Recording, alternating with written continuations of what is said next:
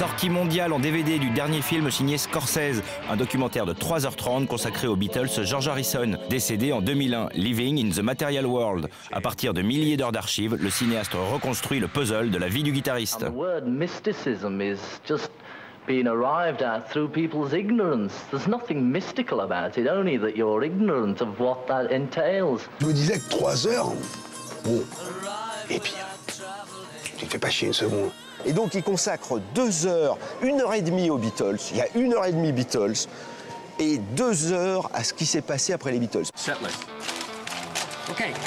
Depuis que Martin Scorsese fait du cinéma, il n'a cessé de tisser une toile entre son œuvre et le rock'n'roll, que ce soit avec les bandes originales de ses films qui font office de compilation ultime, ou les multiples documentaires qu'il a consacrés à la musique à cheveux longs. Enfant des années 40, Martin Scorsese assiste à la naissance du rock'n'roll en 1954, qui deviendra la BO de sa vie. Dès le début de sa carrière cinématographique comme monteur, c'est déjà par cette pulsation binaire qu'il est attiré. Mais Scorsese, en fait, il a le bug depuis qu'il a 19 ans, quand il était le monteur de Woodstock. Il a participé au montage triple écran de Woodstock, ça serait son idée, le triple écran. Et à partir de là, il a le bug.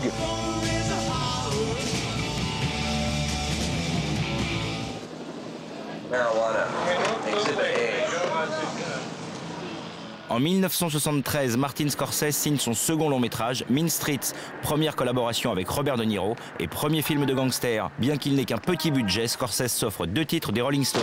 Plus le temps passe et plus finalement il trouve une rédemption de tous ces films de gangsters dans lesquels il y a quand même des BO étonnamment rock'n'roll. Hein. Depuis Mean Street, souvenez-vous, la première séquence de Mean Street, c'est au son de Jumpin' Jack Flash.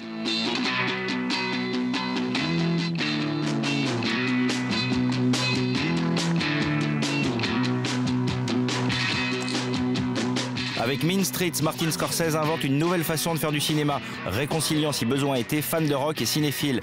Par la suite, toutes les bandes originales de ses films seront estampillées rock'n'roll. I think certainly a major part of it was that the music I heard from the Stones in the 60s, all the way through their entire career, but primarily for me, the foundation of the music and all the influences and inspiration from my movies comes from the music I listened to up to that period of time. And then the music sustained me throughout the rest of my career. Why don't you take that fucking pen and shove it up your ass, you fucking jag-off? Oh, I was just buffering his fucking ass. Look out, Joe. Tous les films de Scorsese, à partir de Mean Street, qui effectivement ont une bande-son omniprésente et super rock'n'roll. Moi, le disque de la BO de Casino est une compile de rêve. Il a été imité d'ailleurs après par les Tarantino et compagnie quand on fait... C'est-à-dire quand tu te demandes dans quelle mesure est-ce qu'il n'a pas d'abord fait la compile, en se faisant une cassette, lui, de ses morceaux préférés, puis après, tiens, bon, faut tourner un film pour...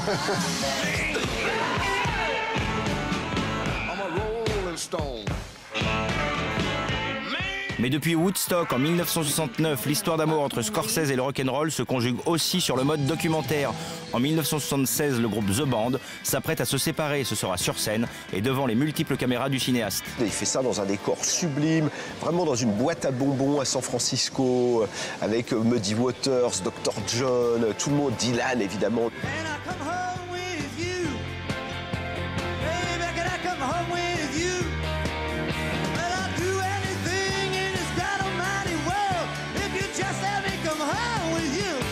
Scorsese attendra le début des années 2000 pour de nouveau lorgner du côté du documentaire. Il produit non pas 1 mais 7 films consacrés au blues. Il en réalise 1 et confie les autres à des camarades cinéastes, Wim Wenders, Clint Eastwood ou encore Charles Burnett.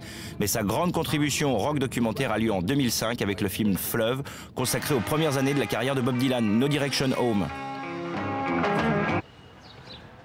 I'm looking for a place that will collect, clip, bath, and return my dog. It's KN17727, cigarettes and tobacco. I'm looking for a place to bathe my bird, buy my dog, collect my clip, sell me cigarettes, and commission my bath. En 2006, comme pour boucler la boucle, Scorsese filme les Stones sur scène à New York et une fois encore signe ce qui va devenir le maître étalon de la captation rock. I suppose it's the magic name, Martin Scorsese, and also just to work with the cat. And it's like a great meeting. And he should have been in the Stones himself, actually. Après Woodstock, les Stones et Bob Dylan, il ne lui manquait plus à accrocher à son panthéon que les Beatles. C'est désormais chose faite. Ravi really was him who helped me to get back into being a pop singer.